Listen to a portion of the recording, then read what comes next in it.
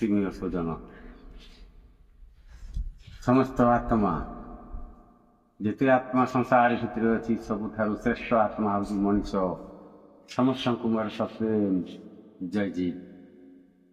ଦୁଃଖର ପରିତାପର ବିଷୟ। ମୁଁ ଯାଇଥିଲି କାଲି ଭଦ୍ରକ ଯାଇଥିଲି ନା, ଭଦ୍ରକରେ ଗୋଟେ ଧର୍ମୀ ଆଉ ଗୋଟେ ଧର୍ମକୁ ଗୁଣଉଛି, ଆଉ ଗୋଟେ ଧର୍ମୀ ଟେକା ପଥର ଲୋକଙ୍କୁ ମାରୁ ବିଷ। ଆଉ ପ୍ରତ୍ୟେକଙ୍କ ଭିତରେ ମାନବିକତା ଅଛି। ହେଲେ ପରିତାପର ବିଷୟ ଏହିକି ଯେ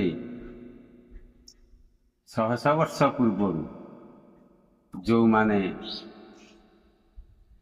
ଧାର୍ମିକ ନାଁରେ ସାମ୍ପ୍ରଦାୟିକତା ତିଆରି କରିଛନ୍ତି ସେଇମାନେ ହିଁ ଏଥିପାଇଁ ଦାୟୀ। କିନ୍ତୁ ଆଜି ତାର ପରିଣାମ ଆମକୁ ଭୋଗିବାକୁ ପଡ଼ୁଛି।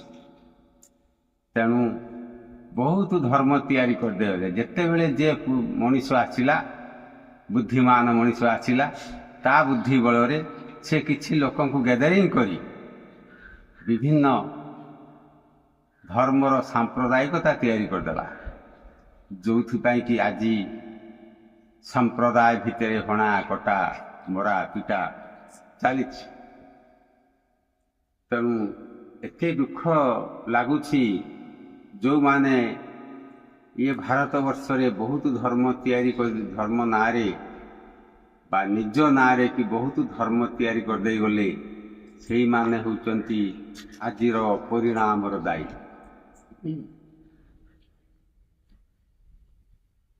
ବହୁତ ଦେବାଦେବୀ ତିଆରି କରିଦେଲେ, ବହୁତ ସମ୍ପ୍ରଦାୟ ତିଆରି କରିଦେଲେ, ଯେଉଁଥିପାଇଁ କି ତାର ଅସୁବିଧାଟା ଆମକୁ ବର୍ତ୍ତମାନ ଭୋଗିବାକୁ ପଡ଼ୁଛି।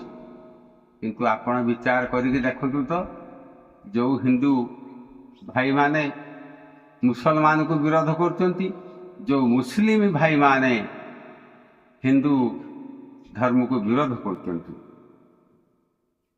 ଖ୍ରୀଷ୍ଟିଆନ ମାନେ ମଧ୍ୟ ହିନ୍ଦୁମାନଙ୍କୁ ବା ମୁସଲିମ ମାନଙ୍କୁ ଶାସନ କରିବା ପାଇଁ ସେମାନେ ମଧ୍ୟ ପ୍ରୟାସ ଜାରି ରଖିଛନ୍ତି। ଏମିତି ଯେ ହଜାର ହଜାର ଧର୍ମ ଅଛି, ଏହାର କଳନା ନାହିଁ। ଏଇଥିପାଇଁ ହେଇଛି, ଦିନ ଥିଲା ଇଏ ସମାଜରେ ସଂସାର ଭିତରେ ଗୋଟିଏ ଧର୍ମ ଥିଲା, ସତ୍ୟ ସନାତନ। କିନ୍ତୁ ଆଜି ତାକୁ ଭାଗ ଭାଗ କରିଦେବା ଫଳରେ ଆଜିର ମଣିଷମାନଙ୍କୁ ଭୋଗିବାକୁ ପଡ଼ୁଛି ତାର ପରିଣାମଟା। କିନ୍ତୁ ଆପଣମାନେ ଦେଖନ୍ତୁ ତ, ହିନ୍ଦୁ ମୁସଲମାନ ଖ୍ରୀଷ୍ଟିଆନ ବୌଦ୍ଧ ଜୈନ ଯେତେ ଅଛନ୍ତି ସମସ୍ତଙ୍କ ଭିତରେ ସେଇ ଗୋଟିଏ ରକ୍ତ ସଞ୍ଚାରଣ ହେଉଛି ନା କଳା ଧଳା ଅଲଗା ଅଲଗା ଅଛି?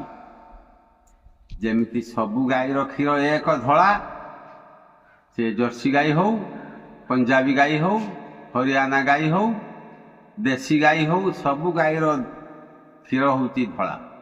ତେଣୁ ସେମିତି ଇଏ ସଂସାରରେ ପ୍ରତ୍ୟେକ ମଣିଷ ମାନଙ୍କ ଭିତରେ ଥିବା ପ୍ରବାହିତ ହେଉଥିବା ରକ୍ତ ଇଏ ସବୁ ଗୋଟିଏ। କିନ୍ତୁ ତା ଭିତରେ ଏଇ ମଣିଷ କ'ଣ ଏତେ ନୃଶଂସ ପାଲଟି ଯାଇଛି? ଏଇ ଧର୍ମ ନାଁରେ ଏତେ ଅମାନବିକତା ତିଆରି ହେଇଛି, ଯେଉଁଥିପାଇଁ କି ଆଜି ହଣାକଟା ହେଉଛି, ମରାପିଟା ହେଉଛି, ଗାଳିଗୁଲଜ ହେଉଛି। ଏତେ ଅମାନସିକତା ଆମ ଭିତରେ ତିଆରି ହେଇଯାଇଛି।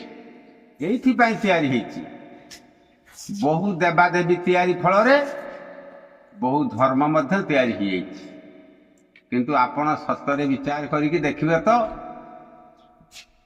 ଯାହାକୁ ଆପଣ ଦେବାଦେବୀ କହିକିରି ତା ମୁଣ୍ଡ ତଳେ ପ୍ରଣାମ କରୁଛନ୍ତି, ସେ ଦେବାଦେବୀ କେତେବେଳେ ଆପଣଙ୍କ ସହିତ କଥା କହିଲାଣି? ଯେଉଁ ମଣିଷ ମାନଙ୍କ ଭିତରେ ଲଢ଼େଇ ଚାଲିଛି, ସେ ମଣିଷ କେବଳ ପାଟି ବାଟେ କିଛି ଖାଉଛି, ଆଉ କ'ଣ ଗାଣ୍ଡି ବାଟେ କିଛି ଖାଉଛି? କେହି କ'ଣ ନାକ ବାଟେ ଖାଉଛି ନା କାନ ବାଟେ ଖାଉଛି? ସମସ୍ତଙ୍କର ଗୋଟିଏ ବାଟ ହେଉଛି, ମୁଖ୍ୟ ଦ୍ୱାର ହେଉଛି ମୁଖ ଦେଇକି ଖାଦ୍ୟ ଗ୍ରହଣ କରିବା, ନାସା ଦେଇକି ଶ୍ୱାସ ଗ୍ରହଣ କରିବା। କିନ୍ତୁ ଇଏ ତ ଅଲଗା ନୁହେଁ। ତେଣୁ ଏତେ ଦୁରାଚାରର ବ୍ୟବହାର କେମିତି ହେଉଛି? ଏତେ ଅମାନବିକତା ଏ ମଣିଷମାନଙ୍କ ଭିତରେ କେମିତି ତିଆରି ହେଉଛି? ସେଥିପାଇଁ ଆଜି ସକାଳେ ମୁଁ ଗଲାବେଳକୁ ରାସ୍ତାରେ ଦୁଇଟା ତିନିଟା ଗୋଷ୍ଠୀ ଫୁଲ ତୋଳିବାକୁ କେନ୍ଦ୍ର କରିକି ଝଗଡ଼ା ଲାଗିଛନ୍ତି। ସେ କହୁଛି ମୁଁ ଅନୁକୂଳ ଠାକୁର ପୂଜା କରିବି, ଆଉ ଜଣେ କହୁଛି ମୁଁ ନିଗମାନ୍ଦ ଠାକୁର ପୂଜା କରିବି, ଆଉ ଜଣେ କହୁଛି ମୁଁ ସାଇ ଠାକୁର ପୂଜା କରିବି, ମୋର ଫୁଲ ଅଧିକା ଦରକାର। ହେଲେ କେଉଁ ଠାକୁର କେବେ କହିଛି କି ମୋ ପାଇଁ ଏଇ ଗଛରେ ଲଗାଯାଇଥିବା ଫୁଲକୁ ତୁଳିକି ଆଣିକି ମୋ ଉପରେ ଦେଲେ ମୁଁ ସନ୍ତୁଷ୍ଟ ହେମି? ଗଛରୁ ଫୁଲ ଛିଣ୍ଡେଇକିରି ଗୋଲାପ ମନ୍ଦାର ଗୁଲାଛି ଗେଣ୍ଡୁ ଫୁଲ ୟାକୁ ତୁଳିକି ଆଣିକି ଦେଲା ପରେ ମୁଁ ପୂଜା ପାଇବି? କେବେ କୌଣସି ଠାକୁର କହିନାହାନ୍ତି ମୋତେ ତମେ ଫୁଲ ଚାଉଳ ଗୁଆ ଦେଇକି ପୂଜା କର, ସିନ୍ଦୁର ମାରିକି ପୂଜା କର। କେଉଁ ମହାପୁରୁଷ ଜଣେ କହିନାହିଁ। ତେଣୁ ଇଏ ଅଜ୍ଞାନୀ ମାନବ କାଗଜ ଫଟୋକୁ ରଖିଛନ୍ତି, ପଥର ମୂର୍ତ୍ତି ଖଣ୍ଡେ ରଖିଦେଇଛନ୍ତି, କାଦୁଅ ମୂର୍ତ୍ତିଟାକୁ ରଖିଛନ୍ତି। କ'ଣ ନା ଆମେ ଠାକୁର ପୂଜା କରୁ। କାଠ ପାଖରେ, ପଥର ପାଖରେ, କାଗଜ ଫଟୋ ପାଖରେ କ'ଣ କାନ୍ଧି ପକେଇଲେ କ'ଣ ଠାକୁର ଶୁଣିଦେବେ? ଆମେ ଏଣେ ଠାକୁର ପୂଜା କରୁଛନ୍ତି, ସେଣେ ଚୋରି ତସ୍କର କରୁଛନ୍ତି। ଆମେ ଭଗବାନ ମନ୍ଦିର ତୁଳଉଛନ୍ତି, ଏଣେ ଦେଖିଲା ବେଳକୁ ଚାଉଳ ବାଲିରେ ଗୋଡ଼ି ମିଶାଉଛନ୍ତି। ଏଣେ ଭଗବାନଙ୍କୁ ଜଗନ୍ନାଥ କତିକି ଆମେ ପୁରୀକି ଗୋଡ଼ ହାତକୁ ଦେଇକରି ଆମେ ପୁରୀକି ଦୌଡ଼ିକି ଯାଉଛନ୍ତି। ଅଥଚ ମୋ ପାଖରେ, ନିଜ ପାଖରେ କର୍ମଚାରୀ ବା ଲୋକମାନଙ୍କୁ ଦହଗଞ୍ଜ କରୁଛନ୍ତି। ମୁଁ ଜଣେ ବଡ଼ ନେତା ହେଇଛି, କିନ୍ତୁ ସେ ନେତାଟି ତା ପାଖରେ ଥିବା ଚାମଚା ଦଳ ତାଙ୍କୁ ବହୁତ ମିଛ କଥାରେ ସେ ଭଣ୍ଡଉଛି। ଜଣେ ନନା ମନ୍ଦିରରେ ପୂଜା କରୁଛି, କିନ୍ତୁ ତାର ଭକ୍ତମାନଙ୍କୁ ସେ ଆଙ୍ଗୁଳି ଦେଖେଇକି ଏଠି ଭଗବାନ ଅଛି, ଏଠି ଭଗବାନ ଅଛି, ଭଗବାନ ଏତେ ବଡ଼, ଭଗବାନ ଲମ୍ବା, ଭଗବାନ ସରୁଆ, ଭଗବାନ ପତଳା, ଏଇ ପ୍ରକାର ରୂପ ରଙ୍ଗ ଦେଇକି ବହୁତ କଥା ସେ ମଜେଇକି କହୁଛି। ତେଣୁ ସତରେ ଇଏ ମାନବିକ ବିଚାର ଆମ ପାଖରେ ଆଉ ନାହିଁ। ମଣିଷ ସମାଜ ଭିତରେ ମଣିଷ ବିଚାର, ଆତ୍ମକେନ୍ଦ୍ରିକ ବିଚାର ଆମ ପାଖରେ ରହୁନାହିଁ। ତେଣୁ ଯେଉଁମାନେ ପିତାମାତାଙ୍କୁ ପ୍ରଣାମ ନ କରି, ଜେଜେମା ଜେଜେବାପାଙ୍କୁ ପ୍ରଣାମ ନ କରି, ତାଙ୍କ ନିଜ ସ୍ୱରୋଜଗାର ପଇସାରେ ବଡ଼ ବଡ଼ ପାହାଡ଼କୁ ସବୁ ଫଟେଇକି ମନ୍ଦିର ତିଆରି କରିକି, ମୂର୍ତ୍ତି ତିଆରି କରିକି ତାଙ୍କ ଗୋଡ଼ ତଳେ ଲମ୍ବା ଲମ୍ବା ହେଇକି ଶୋଇ ଯାଉଛନ୍ତି।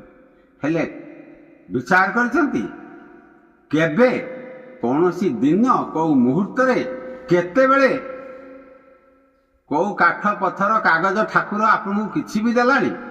ଅସମ୍ଭବ, କେବେ ବି ସମ୍ଭବ ନୁହେଁ। ତେଣୁ ମୋର ଜଣେ ବଡ଼ ଭାଇ ସେ କାଶୀନାଥ ବାବା କୁହନ୍ତି, ପାଥର ଭାଷଇ ଜଲେ କପି ଗୀତ ଗାଏ, একথা প্রত্যেকে দেখলে হেঁ কেবে হেন কহে। তেণু পথরটা জলের ভাসুଛି, ଏହା ହେଉଛି ଅସମ୍ଭବ। ଆଉ ଗୋଟେ ମାଙ୍କଡ଼ ଗୀତ ଗାଉଛି, ଏହା ମଧ୍ୟ ଅସମ୍ଭବ। ଯଦି ପ୍ରତ୍ୟକ୍ଷ ଭାବରେ ଦେଖିଥିବୁ କେଣେ ଏକଥା କହିବୁ ନାହିଁ। ସେଇଥିପାଇଁ ମୀରାବାଇ ମଧ୍ୟ କହିଲେ, ପାଥର ପୂଜିଲେ ହରି ମିଲେ তব হাম পুজে পাহাড়, মালা গড়ালে হরি মিলে তব হাম পুজে ঝাড়। তার অর্ଥ ହେଲା ଗୋଟେ ପଥର ବୋଲ୍ଡରକୁ ପାହାଡ଼ରୁ କାଟି ଆଣିକିରି ସେ ପଥର ବୋଲ୍ଡରକୁ ମୁଗୁନି ପଥର ହଉ କି ମାର୍ବଲ ପଥର ହଉ, ତାକୁ ଯଦି ଭଗବାନ କୃଷ୍ଣ ରାମ ହରି କରିଦେଇକିରି ପୂଜା କରିବା ଦ୍ୱାରା ଭଗବାନ ମିଳିଯାଆନ୍ତା, ତାହେଲେ ଯେଉଁ ପାହାଡ଼ରୁ ପଥର ଆସିଛି ନା, ସେଇ ପାହାଡ଼କୁ ମୁଁ ପୂଜା କରିଦିଅନ୍ତି। ମାଳ ଗଢ଼ଉଛନ୍ତି ବହୁତ ଭକ୍ତ, ବିରାଟ ବିରାଟ ଭକ୍ତ ମାନେ ମାଳ ଗଢ଼ଉଛନ୍ତି। ବଡ଼ 24 ଘଣ୍ଟା କୃଷ୍ଣ କୃଷ୍ଣ କୃଷ୍ଣ କୃଷ୍ଣ ରାମ ରାମ ରାମ କହିକି ମାଳ ଗଢ଼ଉଛନ୍ତି। ସେଇ ମାଳ ଗଢ଼େଇବା ଦ୍ୱାରା ଯଦି ଭଗବାନ ମିଳିଯାଆନ୍ତା, ତାହେଲେ ସେ ମାଳର ଫଳଟା ଯେଉଁ ଗଛରୁ ଆସିଛି, ସେ ଗଛଟାକୁ ମଧ୍ୟ ମୁଁ ପୂଜା କରିଦିଅନ୍ତି। କିନ୍ତୁ ତାହା ମଧ୍ୟ ଅସମ୍ଭବ। କେବେ ବି କୌଣସି ଦିନ ଦେଖା, ଜଡ଼ଟା ଜଡ଼, ଚେତନଟା ହେଉଛି ଚେତନ। ତେଣୁ ଆମେ ଏବେ ସବୁ ଜଡ଼ର ପୂଜାରୀ ହେଇଯାଇଛି। ଜଡ଼ର ପୂଜା କରୁଛେ ଅଥଚ ଚେତନକୁ ହତ୍ୟା କରୁଛେ, ଚେତନକୁ ମରଣ କରୁଛେ। ଯାହା ଭିତରେ ଆତ୍ମଜ୍ଞାନ ଅଛି ତାକୁ ଆମେ ହାଣି କାଟି ପକାଉଛେ, ତାକୁ ଗୋଇଠା ମାରୁଛେ, ତାକୁ ଲାତ ମାରୁଛେ। କିନ୍ତୁ ଚଣ୍ଡାଳ, ଇଏ ମଣିଷ ଚଣ୍ଡାଳ। ବିଚାର କରି ଭଲ ଭାବରେ ବିଚାର କରିକି ଦେଖ ତ, ଯେତେବେଳେ ଜେଜେମା ଜେଜେବାପା ପିଣ୍ଡାରେ ବସିଥିବେ, ବାପ ମା ପିଣ୍ଡା ଉପରେ ବସିଥିବେ, ଆମେ ଯେକୌଣସି କାର୍ଯ୍ୟ କରିବା ପାଇଁ ବାହାରକୁ ଗଲାବେଳେ ଯଦି ଆମ ମଥାଟା ତାଙ୍କ ପାଦ ଉପରେ ଲାଗିକି ପ୍ରଣାମଟିଏ ହେଇଯାଏ, ସାଙ୍ଗେ ସାଙ୍ଗେ ସେ ଆଶୀର୍ବାଦ ଦିଅନ୍ତି, ନିରୋଗ ସୁସ୍ଥ ଦୀର୍ଘାୟୁର ତୋର ଚଲାପଥ ସୁଗମ ହଉ, ଯଥାଶୀଘ୍ର ମୋ ଗତିକି ଫେରିଆ। ଏ କଥା ନିଶ୍ଚିତ କହିଥାନ୍ତି। କିନ୍ତୁ ଇଏ ପାଗଳ ଅଧମ ମଣିଷ ବାପା ମା ପିତାଙ୍କ ପାଖରେ ପ୍ରଣାମ ନ କରି ମନ୍ଦିର ପାଖରେ ପୂଜା କରୁଛି, ପଥରକୁ ପୂଜା କରୁଛି, କାଠକୁ ପୂଜା କରୁଛି।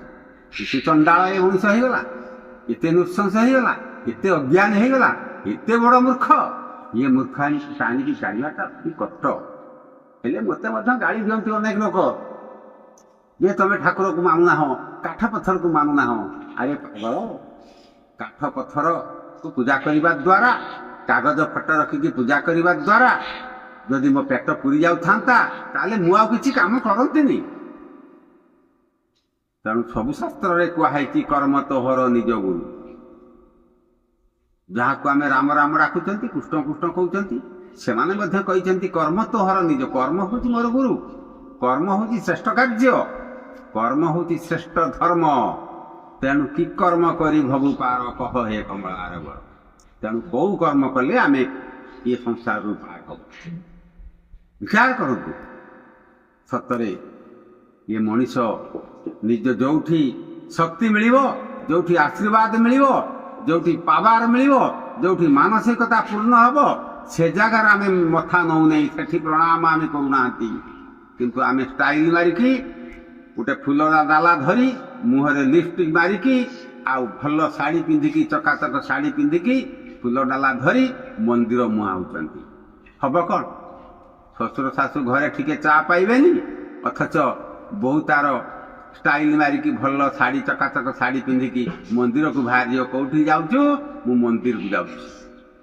ହବ କ'ଣ? ମିଛ ମିଛ ମିଛ। ଆଉ ମୋତେ ଯଦି ବିରୋଧ କରିକି ଏମିତି କାଟି ପକାଇଲେ ମଧ୍ୟ ମୋ ଭିତରୁ ଏ ଅସତ୍ୟକୁ କେବେ ସପୋର୍ଟ ହେଇପାରିବ ନାହିଁ। ଆଉ ମିଛରେ ମୁଁ କେବେ କହିପାରିବି ନାହିଁ, ହଁ କାଠ ଭିତରେ ଠାକୁର ଅଛି, ମନ୍ଦିର ଭିତରେ ଠାକୁର ଅଛି। ଏହା ହେଉଛି ସମ୍ପୂର୍ଣ୍ଣ ମିଛ କଥା। ଜୟ ଜୀବ